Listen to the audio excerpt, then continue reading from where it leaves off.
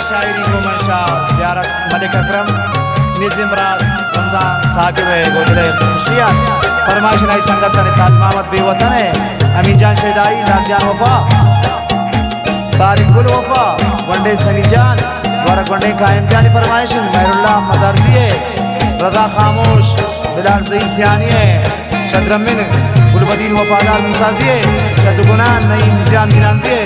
शादी दश्ती कुरान मालिक मिरक्सी है और आइजादे गोल्डन मकबूल जानी शदफ्तान नसीम सालार है शदरदखान शकील मलंग है द्वारा खास कर फरमाइश शादी खान संगत निशा ज़ियारत दस्तगीर अमानुल्लाह रक्षावाला है